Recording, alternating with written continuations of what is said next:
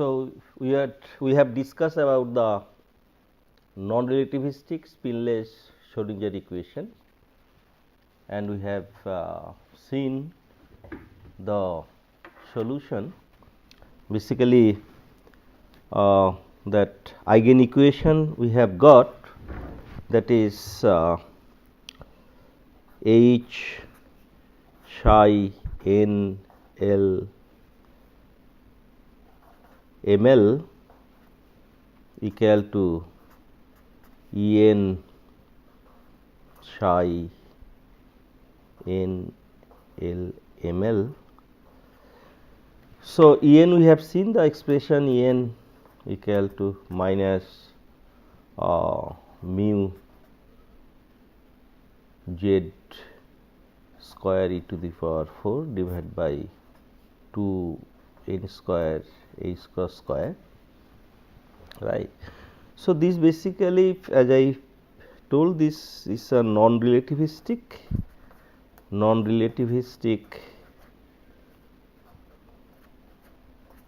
spinless Schrodinger equation.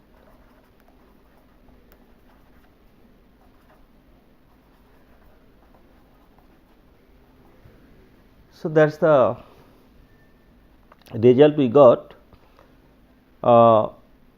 but it cannot explain the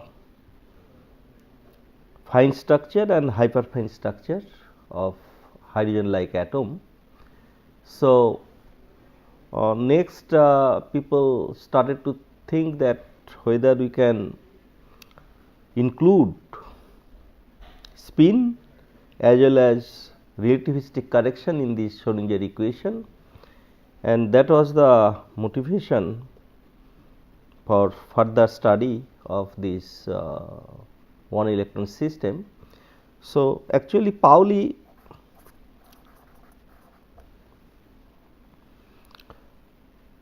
include the spin concept into Schrodinger equation.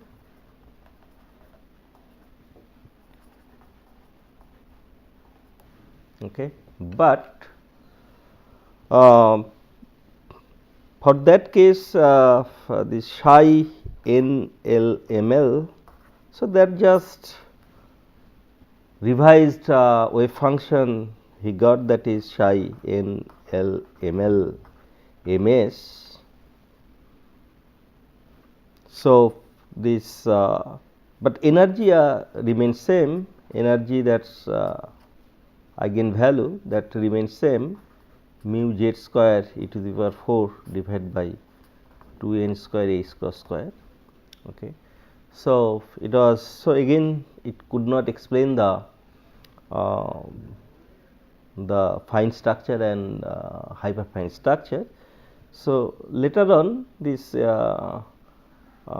relativistic correction, it was that Klein and Gordon, it is called Klein-Gordon equation, Klein-Gordon equation.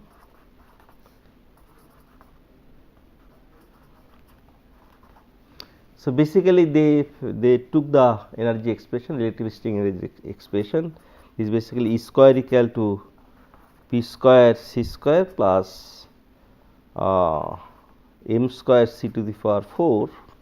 Okay. So, then putting the operator form, E basically I H cross del by del T and P equal to minus I H cross del. So, they try to solve it, and solving this Klein-Gordon equation, they got the energy expression E n L. Okay. So, L dependent, they got the expression. So, that was basically E n 1 plus z square alpha square by n square, then I think n by L plus half minus 3 by 4. Okay. So you can see that this energy expression is similar to this, almost same, except this L plus half, it was earlier L or K, that which was got from this Bohr-Sommerfeld model,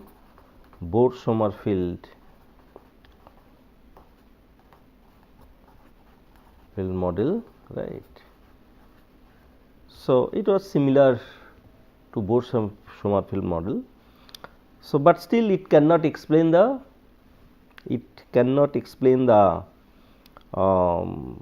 fine structure and hyperfine structure.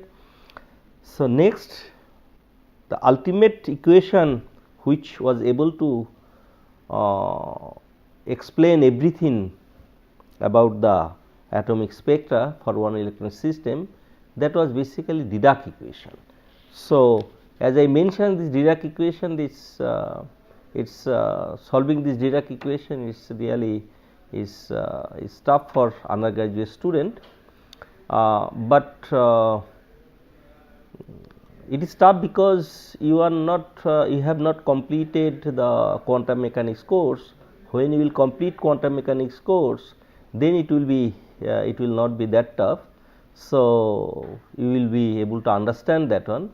But so just I will briefly try to discuss about the Dirac equation and its result, okay, to for the completeness of this discussion. So in 1928, Dirac discovered relativistic theory incorporating electron spin. Okay.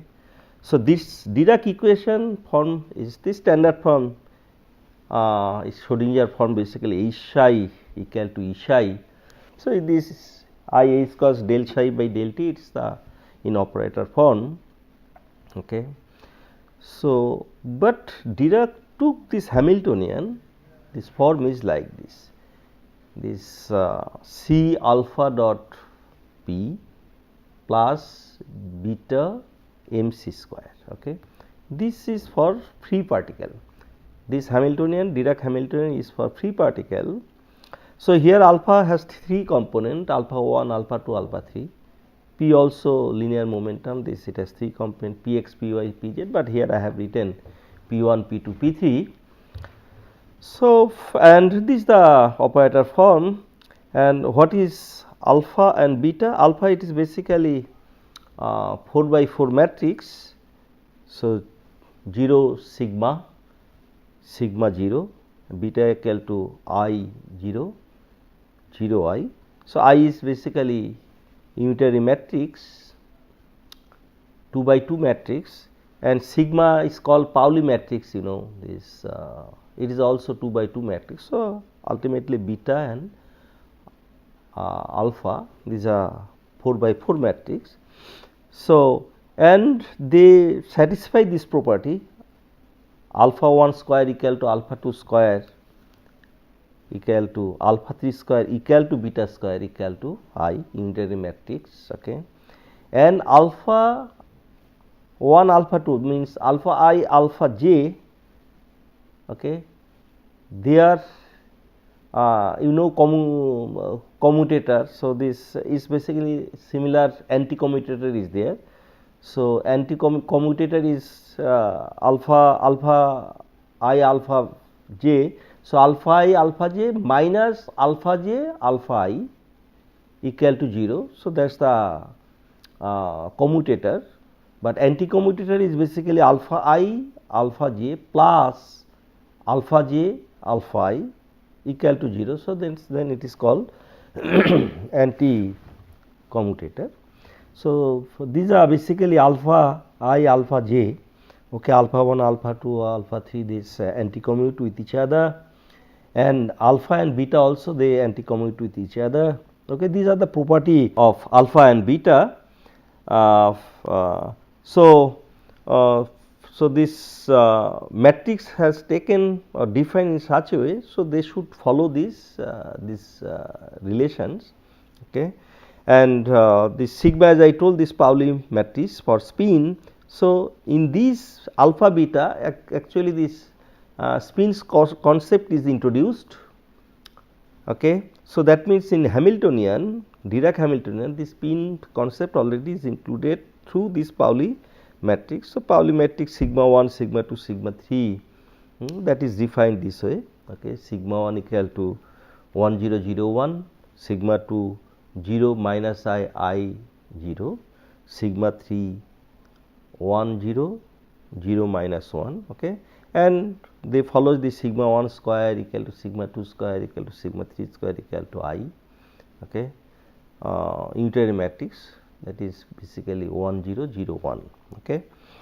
So and this sigma is related with the spin, this is the spin S equal to H cross by 2 sigma. So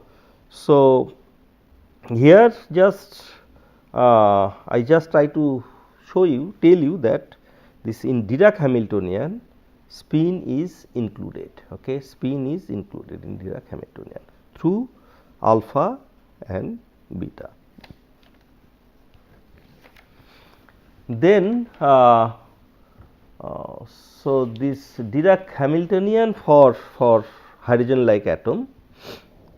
So for free particle, that was C alpha dot P plus beta mc square.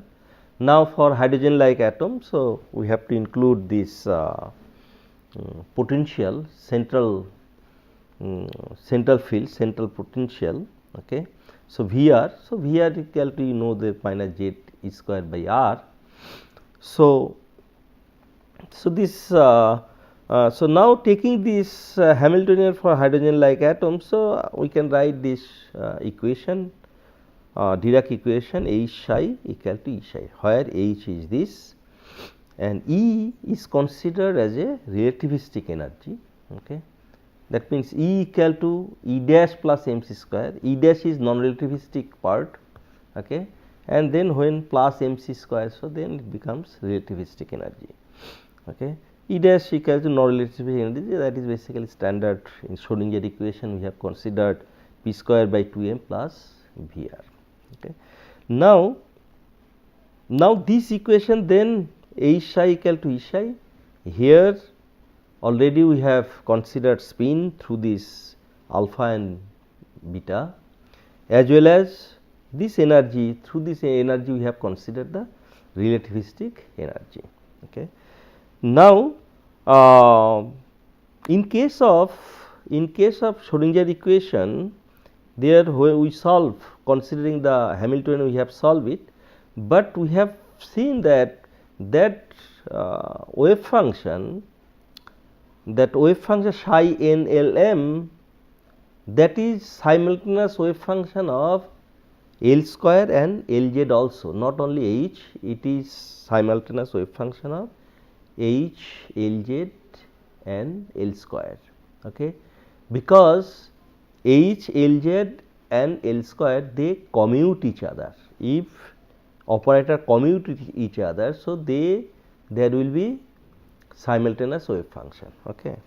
But in case of Dirac Hamiltonian, one can show that L and S present, but this Dirac defined the total angular momentum, that is basically L is angular momentum, orbital angular momentum, S is spin angular momentum. So Dirac defined total angular momentum J, that is basically vector sum of them, L plus S, okay, and he showed that this Hamiltonian, Dirac Hamiltonian H, it commutes with Jz and J square. It does not commute with Lz or L square, but it commute with Jz and J square, okay. So naturally in natural way, this form of this Hamiltonian, it demands that L or S individually they are not suitable for this Dirac equation. Actually, this total angular momentum is required, and for that the J Dirac deals with J, and J its Z component Jz and J square, this commute with this Dirac Hamiltonian. Okay. So, in the process of solving this Dirac equation, it is clear that Dirac equation or Dirac Hamiltonian is defined, is taken in such a way, its spin concept is included, relativistic energy is considered, as well as this Hamiltonian will commute with total angular momentum, its Z component Jz and J square. Okay. So, this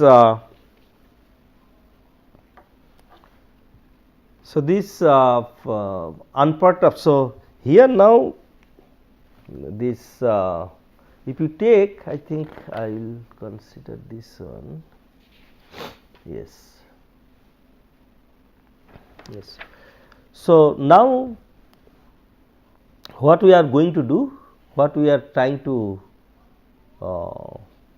know or trying to understand, or we are trying to study a spin half particle moving relativistically in a center field. Okay. So, these are our set topic, that is basically a hydrogen like atom. So, for that Dirac Hamiltonian we have taken which H psi equal to E psi, E equal to E dash plus mc square, okay, E dash relativistic non-relativistic energy and E is relativistic energy. Okay. So, E dash already I have defined equal to p square by 2m plus our this potential Vr, and this since alpha and beta these are 4 by 4 matrix. So, psi also will have this 4 component. So, it is in matrix forms, it is written in column psi 1, psi 2, psi 3, psi this 4 component. Okay. Now, this Dirac equation we can write this way: E minus C alpha dot p minus beta mc square psi equal to 0. So, this equation is exactly solvable, and the energy expression, if one solves exactly, so energy expression comes like this. Okay. However, this calculation is lengthy, and if you see that relativistic correction term is very small compared to the main energy term. So, one can use in quantum mechanics, one can use this perturbation theory. So, one has to know the perturbation theory. So, perturbation theory, so basically one has to consider the main part and solve it, and taking the wave function of that solution. So, next that wave function will be used for the correction term. Okay. If this correction term is very very small compared to the main term. Okay. So, that is the basically in quantum mechanics is called perturbation theory. There are different method, there approximation, there different approximation method. So, again one has to really know the quantum mechanics. So, I assume that you have not completed the quantum mechanics course, but when you will complete this quantum mechanics course, so whatever I am telling you will understand, and I will just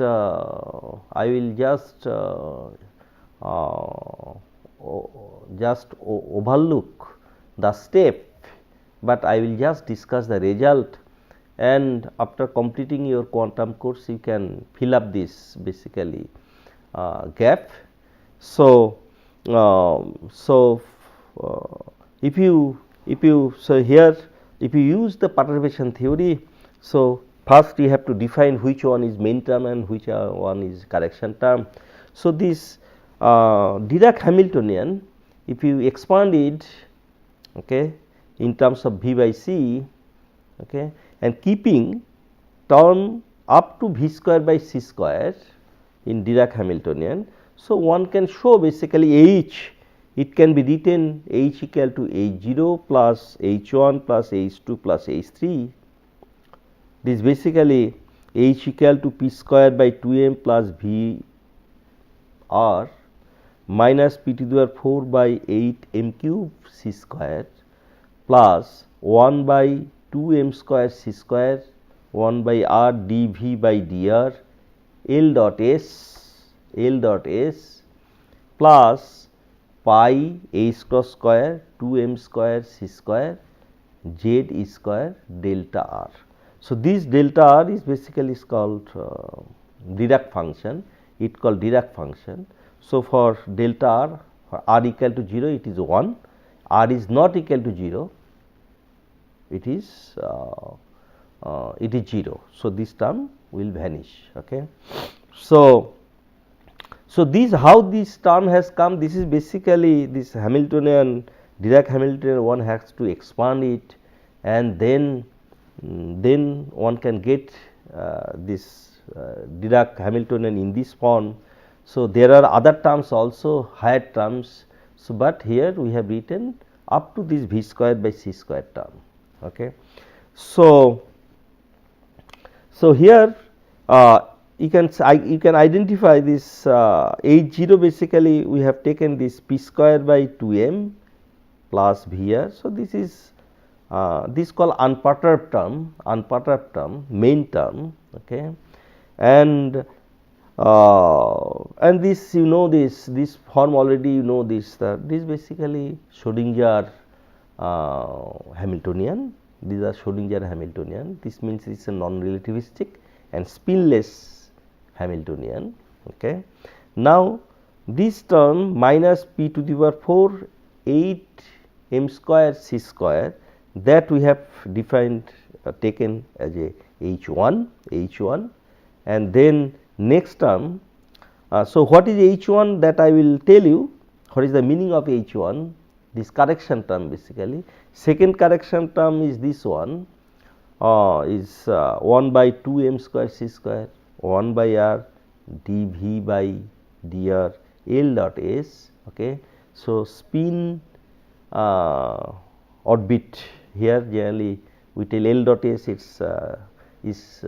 tells about the spin orbit coupling, coupling between the orbital angular momentum and the spin angular momentum. So, this term we have taken as a H2, this is another correction term, and third term is H3, this we have defined as a H3. So, what are the correction? What is the meaning of H1, H2, H3, that I will tell you.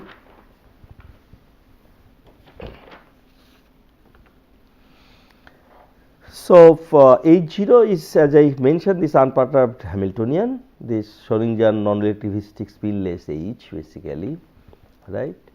And if you apply, you know the solution of the H0 already from Schrodinger equation. Okay. So, its solution is psi NL ML MS.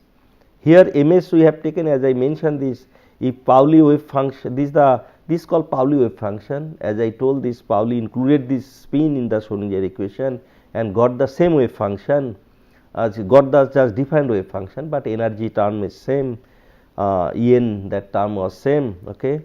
So, this term originally this psi NL ML, So its degeneracy was n square, Now just its degeneracy increased by 2n square when spin term is included. So for Schrodinger equation with spin, wave function is basically psi n l m l m s can be taken. So this is the wave function for unperturbed Hamiltonian, having the energy is E n equal to minus mu z square e to the power 4 by 2 n square h cross square, this is same. So this h 0 basically does not act on the spin variable. So that is why this psi n l m l m s, it can be separable in space and spin variables. Okay. So this is the Schrodinger wave function and degeneracy n square, and this space part basically, and this other the one is spin part. So this wave function has basically two part, one space part and the spin part. Okay. So this can be taken as a wave function for H0 also, because H0 does not act on the spin part. Okay. So now H1 correction term is basically minus p to the power 4 by 8 m cube c square. So this correction, this term is basically, it is relativistic correction to the kinetic energy, and H2 term is equal to 1 by 2 m square c square 1 by r dv by dr L dot s. So this is another correction term. This it is basically spin orbit interaction correction to the potential energy. Spin orbit interaction correction to the, due to this interaction energy change. Okay. So this correction to the potential energy. Okay. And this, so obviously this correction term exists only for L is not equal to 0, because this term contains L dot s. If L equal to 0, so there will not be spin orbit interaction. Okay. So that is why this term is active or valid for only L is not equal to 0. For L equal to 0, this term vanish. Similarly, for H3 term, another correction term. So in this term delta r is there. Okay. This term is called basically Darwin term. And this it is correction to the potential energy due to Darwin term. So this term is called Darwin term. So and this correction only exists for L equal to 0. Why? That you can understand that delta r, the Dirac delta function, it's a delta r, it's equal to 1 when r equal to 0, delta r equal to 0 when r is not equal to 0. Okay. So now you remember that when I was showing this, this from hydrogen atoms from Schrodinger's equation, whatever this wave function we got. So when we plotted there, I have shown you that when L equal to 0, whatever the n does not matter, when L equal to 0, then only psi exists or RNL exists at r equal to 0. Okay. L equal to 0 there, this exists here, L equal to 0 here. So psi is not equal to 0 at r equal to 0, and here this in other cases it is 0, here again 3 0, psi is not equal to 0 at r equal to 0. So so when L equal to 0, then only wave function exists at r equal to 0. Okay. In other case, when L is not equal to 0, this wave function does not, wave function is 0 at r equal to 0. Okay. So, this is basically this has come here as a Darwin term, and this term is only valid, this term is only valid for L equal to 0. So, Darwin term tells basically the interaction. So, wave function exists at r equal to 0, only then this term correction terms occur. So, Darwin term is basically this correction to potentiality is basically this because of the existence of the wave function, existence of the electron near to the nucleus. So, there is interaction between nucleus and electron, change of interaction of the between electron and nucleus, where in case of L equal to 0 or in case of r tends to 0. Okay. So, this term is 0 when L is not equal to 0, and other term is 0 when L equal to 0 and exists when L is not equal to 0. So, these two terms as if it is complementary. Okay. One is for L equal to 0 and another is for L is not equal to 0. So, one of them will be the correction term to the potential energy, and this H1 is basically all the time it is there, and it is a relatively current, so kinetic energy. Okay. So, next so we got this form of H, we got the form of H. Now, using the perturbation theory, one can get this correction to the energy. Okay. So, as I told, this unperturbed term is basically H0, and H0 equal to p square by 2m plus Vr. Okay.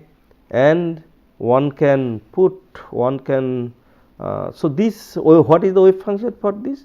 So, H0, if you apply H0 on this wave function psi n L ml ms, so you will get the energy En. So, energy En is this. So, here we are writing m in place of mu. So, as we are considering this in this Dirac equation mc square, we are taking m. Okay.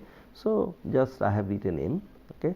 So, this the energy we got from the unperturbed Hamiltonian, and unperturbed Hamiltonian, this energy wave function is this n L ml ms. Now, this wave function we will use for the for find the expectation value for expectation value of H1, H2, H3. Okay. So, I think I will discuss to find out this expression value or correction term in next class. Thank you for your attention.